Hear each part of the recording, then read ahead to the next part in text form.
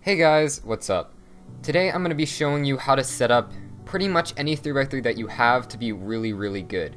For most of this video I'm going to be demonstrating on the Valk Power M, but there are a few different techniques I want to show you to set it up in a few different ways, and also the Valk Power has a slightly different design than some other 3x3s, so I wanted to have this Yuxiao Pro M here to show a different way that you could set it up as well.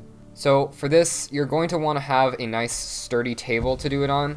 I'm just using my regular filming table, but pretty much anywhere will work. And then you're going to want a few other supplies. First, you're going to want 2 or 3 paper towels just to lay underneath everything so that your table doesn't get screwed up. You're going to want a Phillips head screwdriver. And you're going to want either lubrical silk, or you can use some of the other cubicle lubes, such as the weight 5 silicone lube, or you can use weight 4, or you can also use this Traxxas 50K, which they also sell on the cubicle. Any of them are fine.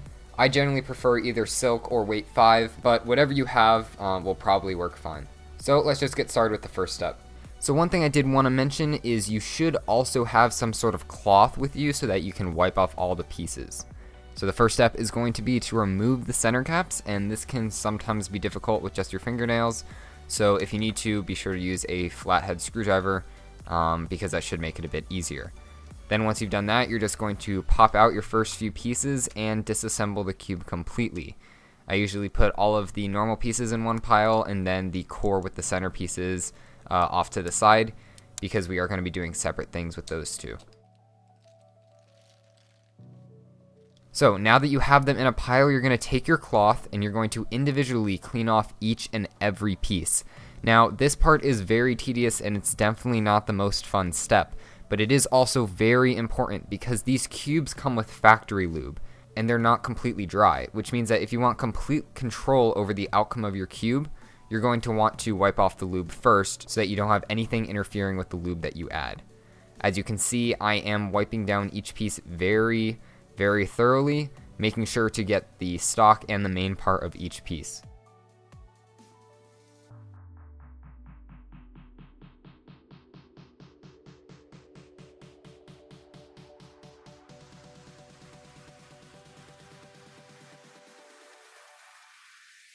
Now once you've done that for all of the main pieces, you are going to do essentially the same thing with the core and the center pieces. And usually the part that I try to get the most is the part underneath each centerpiece, between the centerpiece and the core, because a lot of the grime and lube builds up there, which you might notice when you take apart your cube. Now the next part is going to be to unscrew all of the centerpieces and the screws, and you're going to keep all of the metal inside the centerpiece, and you're just going to line them up in 1 or 2 rows at the top of your paper towel or somewhere off to the side. Because the next thing we're going to do is lube each one of these individually and then make sure that the tensions are all even. So I like to keep everything nice and organized.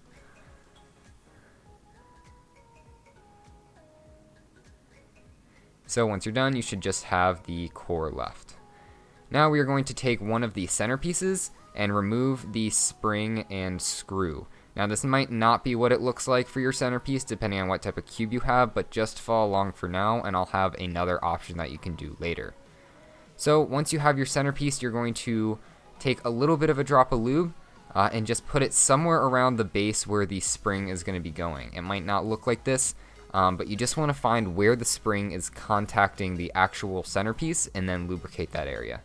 You also might want to lubricate the area where the screw is going to be going in, just to make sure that there isn't much friction there. Honestly, when you're lubricating the centerpieces, it's okay to be a bit generous. You're not going to really screw anything up by lubing too much, at least in my experience. Now you're going to take the screw and you're going to put a generous amount of lube on both the long part and the circular head of the screw.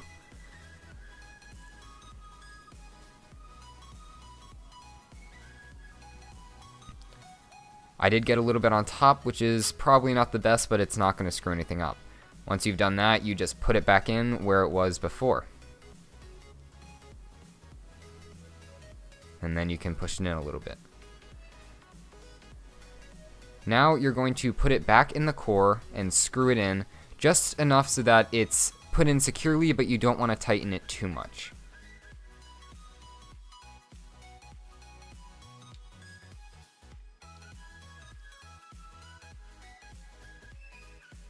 So as you can see, that's about where I have it. Now, once you've done that, the last contact point you want to lube is the part where the bottom of the centerpiece contacts the core, because that is going to be what's rotating a lot, and that does actually make the cube noticeably better. Then you're going to want to work in the lube by just rotating the centerpiece around the core a bit. Now you're going to do this process for all of the other centerpieces. I generally like to do opposite centerpieces and then move on to a new pair. So I did red and orange first, then blue and green, and then white and yellow. Now the next thing that I want to show you guys is another way that your cube might look. I disassembled a Yixiao Pro partially just to get the centerpiece out so that I could show you how you're going to lube it. In this case, the washer won't come out. My hand is in the way, but all I'm doing is I'm putting a drop of lube where the washer goes, so in between those two circle parts. Then I'm putting the spring just where I put that lube, because just as before, I'm just lubricating all of the contact points in the center. It's not always an exact formula that you have to follow. You just want to think about what's touching what in the centerpiece and then lubricate that so that there's less friction. You're going to lube the screw in the exact same way. Once you have that, you just put it back in, and then you can screw it in and continue with the process. Now, the next step in this process is going to be to fix all the tensions. So first, what I like to do is just pull apart all the sides and get a general idea of where they are. In this case, they were all pretty close, which is how I like them to be, and if you screw them in about the same amount each time, then you should end up with that. Then, after I've gotten a general gist of where they are, I will take one pair of opposites, pull them apart, and screw or unscrew them so that they match perfectly, or at least well enough that it looks perfect. So in this case, I thought that the red was a little bit too loose, so I'm gonna screw it in a little bit, and then that looks about right to me. So now I'm going to take that distance that they are from the core, and I'm going to compare that to the other pairs of opposite sides. And in this case, I'm comparing it to blue and green, and I thought that blue is a little bit too far away. So once I take a look at them the second time, I think that they look close enough to each other and to the originals that I think that I'm going to keep that as my tension for now. So then I go to the final pair of sides, which is white and yellow, and I think those look pretty good compared to the other sides. So sometimes, depending on your cube, you might be able to put the center caps back on, but sometimes it won't work. So I'm going to keep them off for now, and I'm going to start reassembling the cube. The way I do this is I create little corner sections of the cube by putting in two cross edges and then the corresponding edge and corner that go between them. So as you can see here, I put in the white and red and white and green cross edges, and then I put in the two pieces in between them, because this is, in my experience, the most stable way to assemble a cube. Then I'm just going to keep forming those little corner sections until I have the entire first two layers formed except for the last edge.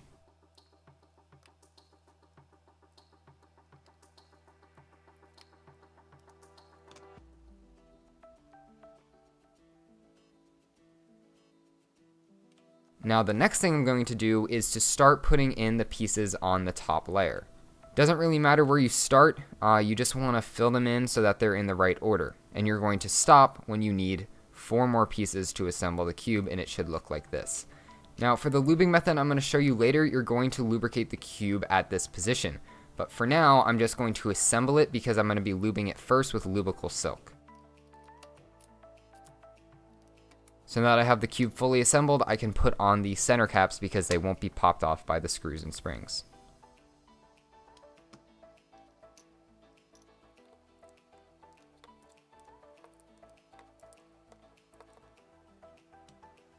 Now I'm going to take my lubrical silk and I'm going to put 1 drop in on one corner and also on the corner of the opposite side of the cube. Now usually in my experience, even though they recommend that you use 2 drops in your cube, I usually end up using more than 2 drops, but it's always a good idea to start with less because it's much easier to add lube than it is to take it away. So once I have those 2 drops, I'm just going to work my cube around a bit and see how the lube is breaking in. And if I think that I want to add more, which in this case I definitely did, I'm going to do that. Of course, this cube is much faster than most, so in this case I actually ended up adding 2 more drops on opposite corners, but this is a much faster cube than most, so the 2 drops might be okay for you, or you might need 3 or 4. So once I did that, I was turning my cube a bit, and I think that it feels pretty nice. So I'm pretty content with that, and I'm going to keep that as my finished product. Moving on to the second lubing method, you're going to be starting from the point where you have 4 pieces to insert, and you're going to take the edge that you need to put in the first 2 layers, flip it upside down, and then just spread a bunch of lube all over the front of the piece. Now, you don't need a ton, but I generally like to get a thin layer on all the contact points, and you can see that I'm pretty much doing that here. So once you have that, you can put that piece back in the first 2 layers, and then you can insert your last 2 corners.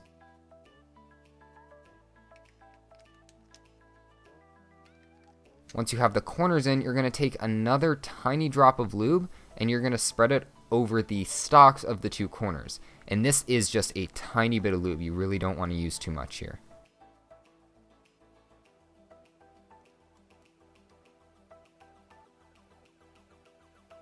Finally, you're not going to lube the last edge. I just like to put that one in dry. Now you can work around your cube until it breaks in. Usually with this method, it takes a lot longer to break in than with the silk method, but I think that it can sometimes turn out much better. So now that I've completely set up my cube, I have a really nice finished product that I think has improved a ton from before I lubed it. As I said before, the cube I mainly demonstrated on in this video was a Valk 3 Power M, which I actually did just get and hadn't lubed yet, so this was a real demonstration of how I'd lube a cube. And so at the end of this video, what you're watching now are 3 solves that I did pretty much immediately after lubing this cube, and I think that it worked out very well.